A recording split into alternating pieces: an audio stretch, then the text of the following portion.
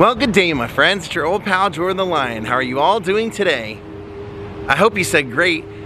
I am coming to you from a windy Claremont, Florida, and today we are checking out the President's Hall of Fame. Daze with Jordan the Lion. It begins right now.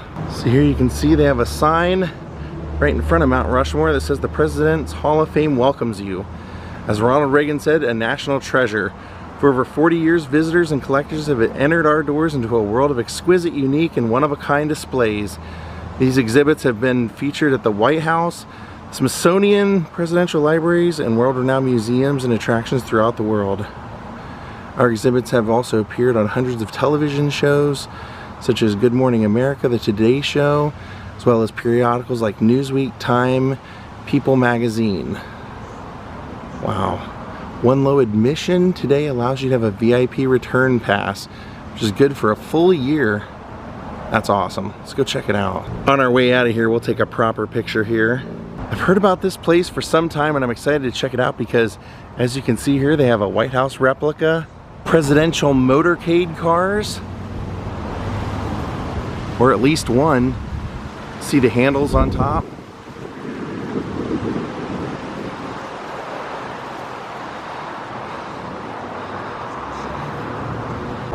And take a look as we enter the Hall of Presidents. Mr. Lincoln. How amazing. What a creation just from the outside from what we've seen.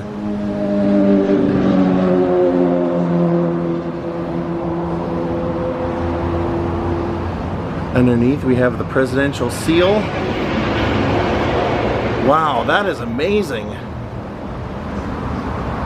Here are the people that created this for us. They had a love of, well, he at least, a love of carnivals as a kid and worked for Ringling Brothers Circus, so he had a bunch of memorabilia here for that. But he ended up getting really into the presidents and was invited at one point to go, and he could take measurements of the White House to create this miniature that we're going to see here. Until the Kennedy administration left because of Kennedy being assassinated, they weren't allowed in for a while, and then President Ford made it so they could come back in and finish up. Take a look at this. This is an original President McKinley banner from when he was running, and right next to it is all that circus memorabilia I was telling you about that he had. So when we go through it and we see the miniatures and all the things that he built, we'll kind of understand where that love came from. And that semi-trailer we saw in the back, they used to put the miniature inside there and tour it all over the country. In this section back here, they made Mr. Zweifel, who created this place. This is a depiction of him.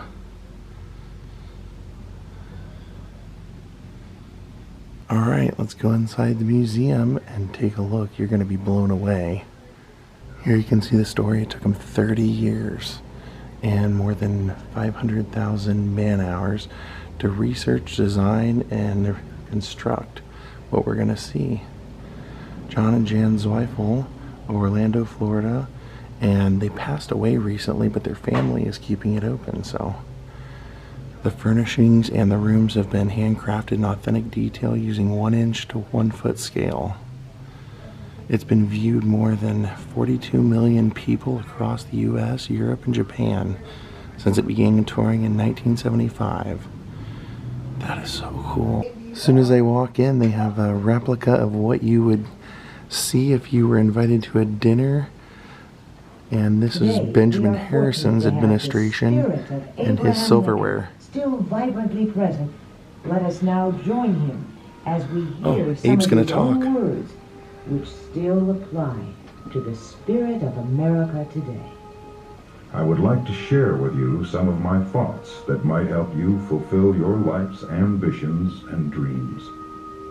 Although I never went to school more than 6 months in my life, I always stressed that education was the most important process that we as a people can pursue.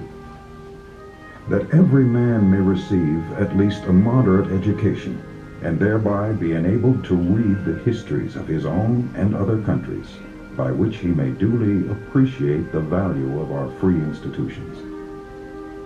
As I reflect on the many worldwide events which have changed the direction of the world since my time, I am taken by the number of ideas which were controversial in the 1800s, which are still major topics of discussion today. I was a hired laborer, hauling rails at work on a flatboat, just what might happen to any poor man's son. I want every man to have a chance, and I am always for the man who wishes to work. I learned to read and write and studied law next to the fireplace and by candlelight, with borrowed books. In 1836, I was admitted to the bar and began my legal practice the next year. The leading rule for the lawyer, as for the man of every other calling, is diligence. Leave nothing for tomorrow which can be done today. Always bear in mind that your own resolution to succeed is more important than any other one thing. My thoughts have not changed since I made those remarks. I love this blessed land, whose bounty is brotherhood and liberty. Our peace, prosperity, and progress all stem from brotherhood and cooperation. Brotherhood is the keystone in the arch of American liberty. So here we go. As soon as we walk in, there's a podium with the White House backing that you can take a photo of yourself as though you're giving a press conference. But what I love is as soon as you turn around, you have wax figures of, well, it's George Washington, of course. I think that's supposed to represent Martha. But what's amazing is, look at this. Mr. Zweifel created this. This is the construction of the White House. This represents from 1792 through 1800 all of the people that would have been employed to build the White House. And you can see there's just tons and tons of workers. Part of the reason that I read that was is because when the plans were approved for the White House, Thomas Jefferson wanted his plans approved for what he had designed for the White House because he thought eventually he would be president. And he was hoping that if they didn't get, or I guess there was a stipulation, if they didn't have a certain amount of the building process done by a certain time, that the next president coming in could change it. And so George Washington hired extra manpower to come out and work around the clock, doing every little thing. You can see there's somebody over there hammering something to ensure that they got to that point where the plans couldn't be changed, because he felt like it would be a waste of money for the American people.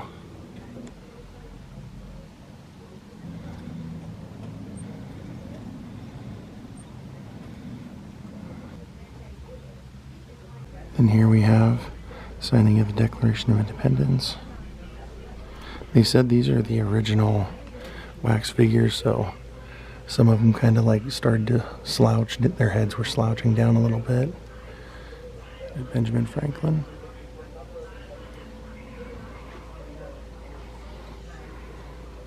John Quincy Adams. Recreation of the Liberty Bell. So we should be seeing every president. I believe they have every president, because this is James K. Polk. Like I said, you'll see some of them that they're kind of looking down. It's because they said over time the wax becomes weak in the neck and they start looking down. Here's Martin Van Buren, William Harrison. And then this one looking down is John Tyler.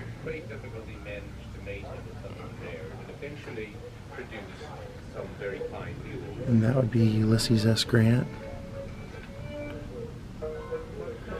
And Zachary Taylor. And that one's Franklin Pierce. Kind of has like an Edgar Allan Poe look to him. Then back here is James Garfield, who did not last very long at all.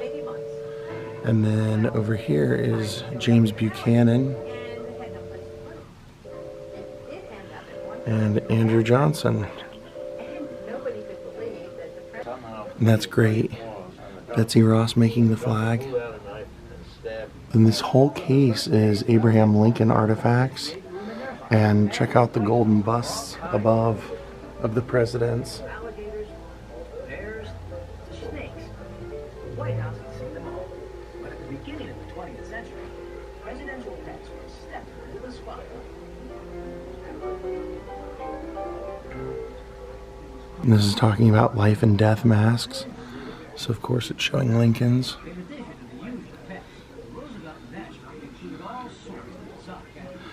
They say that there's a common myth that people believe that the death mask was made, or life mask, whichever one you want to call it, was made after his assassination, but he actually had 2 different masks made 5 years apart, and it was while he was alive. So these are the 2. Now as we walk in here, there's Donald and Melania, and talking about movies about presidency. Here's a picture of Ronald Reagan telling Gorbachev to tear down the wall, along with a signature over here from Ronald Reagan and a piece of the Berlin Wall. And there's Gerald Ford with the White House replica that we're gonna see. Holy moly! Look at this. It starts over here and of course continues over here into there, so we're actually looking at the front side, and as you can imagine, well, look at this. There's the rest of our presidents, including examples of their china, since every president has their own china. So we'll take a closer look at all of these in a little bit, including FDR. But here's a close-up of one of the rooms. Would have been the original Oval Office. Check this out. All over this place there are red buttons that you're supposed to push.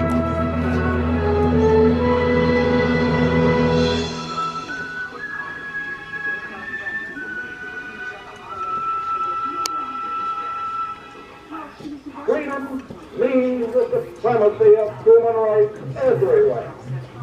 Our support goes to those who struggle to gain those rights and keep them.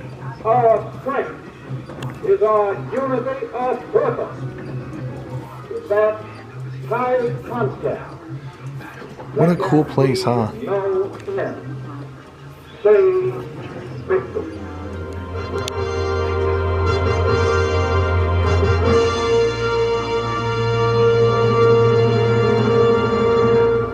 Okay, so here are the rest of the presidents.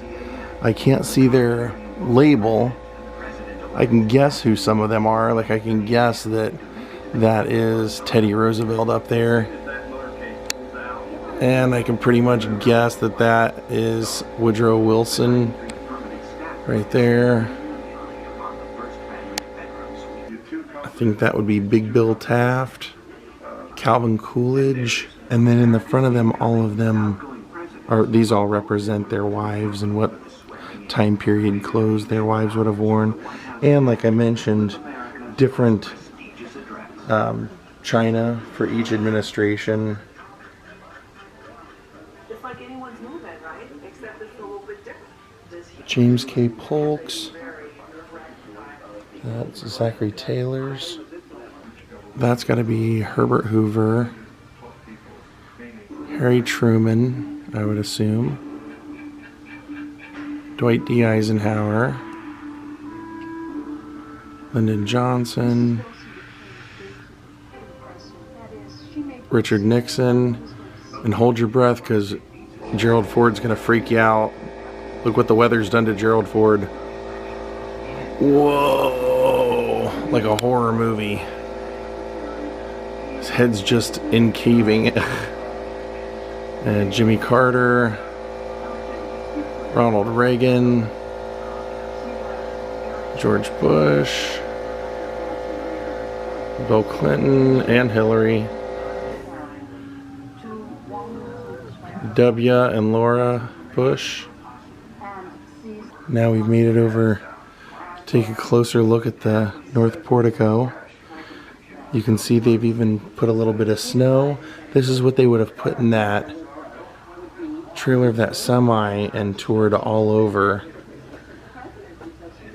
since 1975.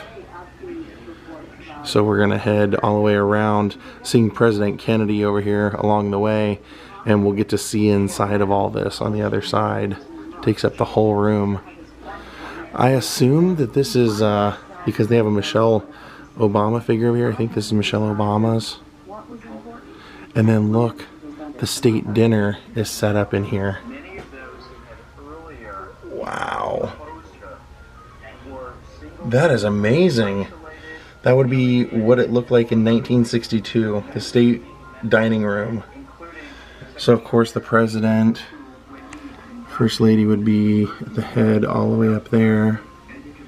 This is amazing. They said that the reason they recreated this, or the reason that they wanted to, was because when you took a tour of the White House, they felt like you just kind of got rushed through everything and you really couldn't take in all the details, and they really didn't show you everything. John F. Kennedy. For some reason they put his figure a little separate. And Jackie. I would assume it's probably because of the timing of, you know, when they were not allowed to go in and everything to finish. And these are all figures of the first ladies, like dolls with their inaugural gowns on.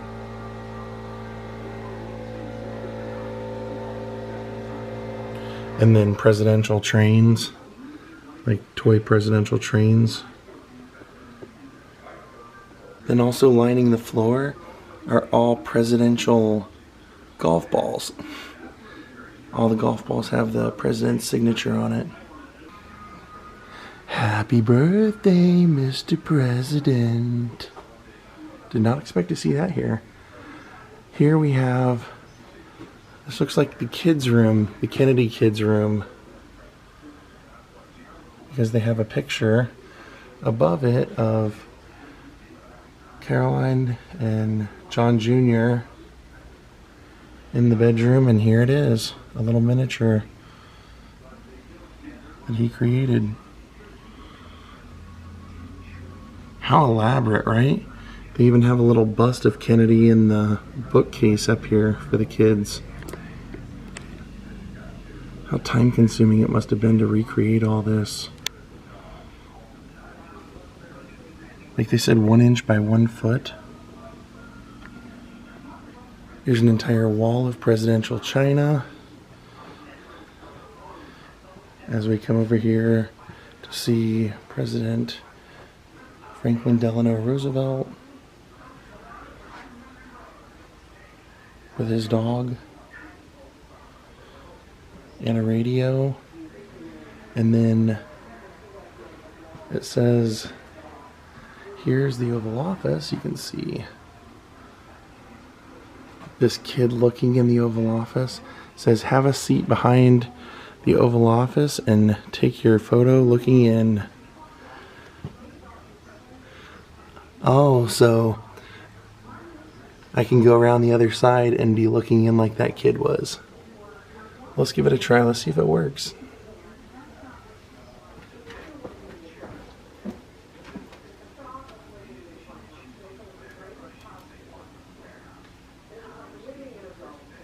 Now we'll make it to this wall next. This actually shows all the Oval Offices from Kennedy through Ford, but here they actually have a recreation of the presidential desk and everything with Donald Trump and Obama over here.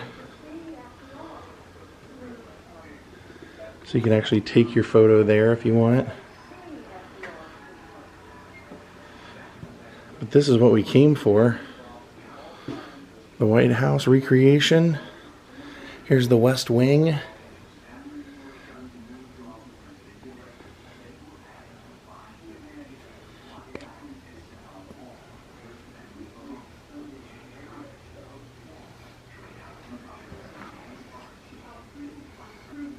Here we have a little office next to it.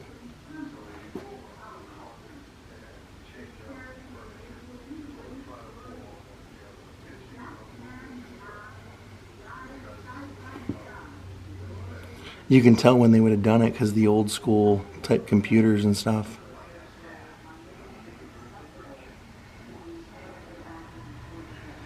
Isn't this amazing?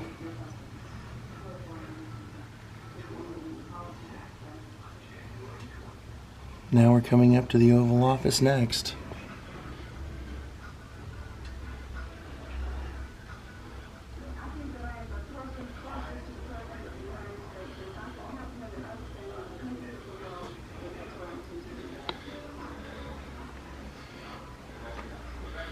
To the patios where there's a security guard out there.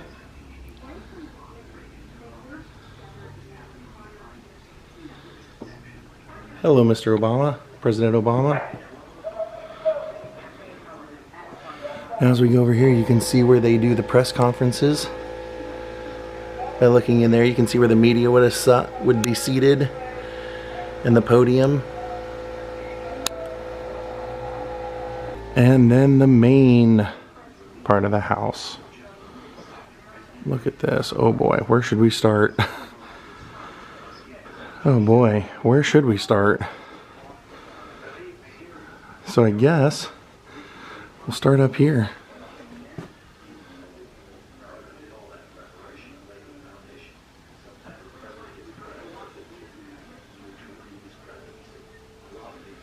You really have to come see this in person. This place is incredible. This is the 3rd floor right here, the very top of the main entrance. So we'll go straight down. That's the 2nd floor. And then here's the entryway. So now we'll work our way over to the study.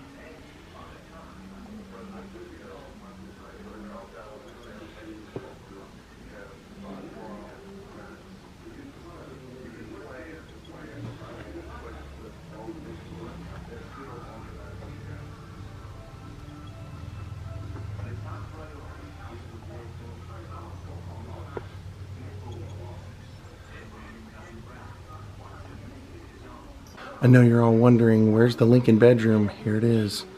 This is the Lincoln bedroom. You can see there are pictures of Lincoln on the walls. That's the one that everybody always claims that people give huge donations to sleep a night in that room. And then here's the sitting room connected to the Lincoln bedroom. And look at what it's right on top of. Wow. It's an amazing ballroom.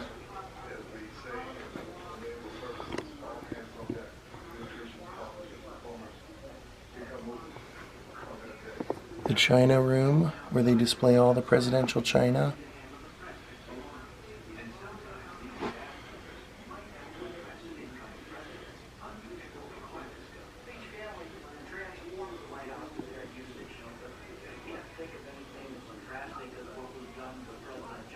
So far we've seen all of this,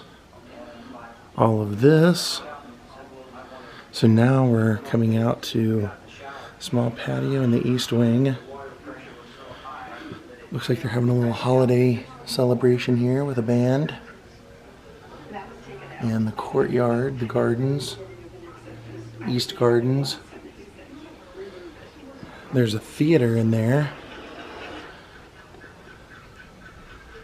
The movie theater.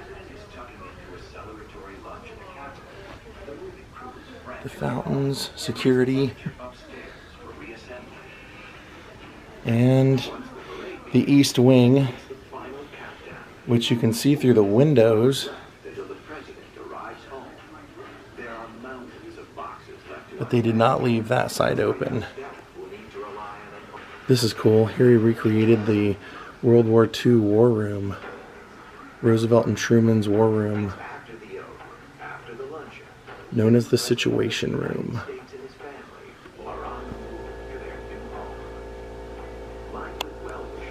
This was Abraham Lincoln's cabinet room,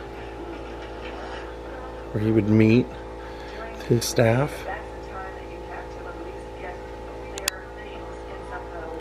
And this is just super cool. I had to include it because I mentioned that he had part of the circus background. That's Tom Thumb's carriage. No joke. Literally Tom Thumb's carriage. He was basically P.T. Barnum's right-hand man, and everything that P.T. Barnum gave himself, whether it be cars, homes, everything, he gave Tom Thumb exactly the same.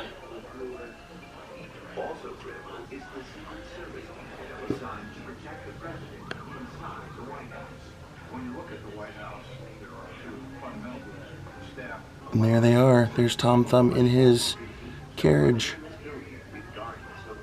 So up here it says, Treasures from a Holiday at the White House. Mrs. Carter's dollhouse from 1978. I'm guessing that that would be that one right there, since it's the first one. And there's another one. And then they also have Mrs. Reagan's Holiday Train from 1988, which is right there. I promised you we'd check out these Oval Offices and we'd see what the buttons do for them. Oh, it lights them up. Duh. I guess I should have known that was going to be the case. So this was John F. Kennedy's Oval Office. Keep in mind each president's able to change anything they want in the White House to make it their home while they live there. This was President Johnson's Oval Office from a different angle.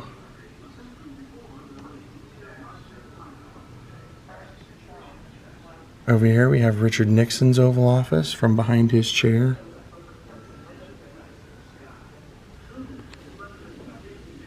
Where he would have secretly recorded people that he had meetings with. And this is Gerald Ford's Oval Office. A little bit more welcoming colors, I feel like. And I like how they did, in some cases, they do it from behind the presidential desk. In some cases from where the fireplace would be. Then I saw this picture and I hit this button and it lit this up. How cool. Nothing presidential, but more of his collection. They told me when I came in that at one point, if you came here when he originally was alive and everything, he had more of his circus memorabilia in here, but the family felt like after he passed, that they should really try and remove some of that to keep it mainly focused on the White House. So a lot of this is really the White House stuff. I mean, they really have every place that you could put something in a good place to where you can really see it. So they've done a great job here. He did what? Well, kill him! I don't have time for this. I'm the president. And when you walk past the Oval Office, they have a recording of Donald Trump doing his Make America Great speech. Now, they do have lights that you can see the Carter, Reagan, Bush, Clinton, Bush Oval Offices, but I'm going to make you come here and see it for yourself because it's going to be quite a stretch to go in that far, and this place is so cool that I think you should come and see it for yourself. Gosh, this place has been awesome. This is really cool. This cabinet is full of keys to the city, all given to the Zweifel family when they were out touring this around and taking it different places. Just all the accommodations and all of the people, including presidents that they met in their life and places they went. And we know I love my Zoltar machine, so let's feed him and see what he says. We've got a George Bush one here.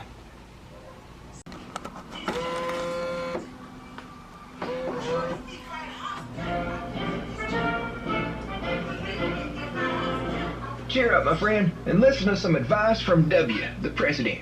A spile is worth 100 frowns at any market. Lucky for you, the great George W. sees much happiness ahead for you. So go on and find it, but don't run off too fast. George W. has more to say for you if you have a campaign contribution for me. Now this is really cool and fascinating. It's the world's smallest Curiosities of America. And among the things that he has in here that I was surprised by is the world's smallest Declaration of Independence in full print. Jacqueline Kennedy's smallest pearls. The world's smallest book. The flag of nations on a grain of wheat. Wow. To say a one-of-a-kind experience, to be sure, is an understatement. This place was incredible. I had seen several reviews where they said big fun and highly recommended, a must-see place. I totally agree. This was absolutely a must-see place. Thank you all for watching. We'll see you next time. Have a great night from the President's Hall of Fame. Goodbye.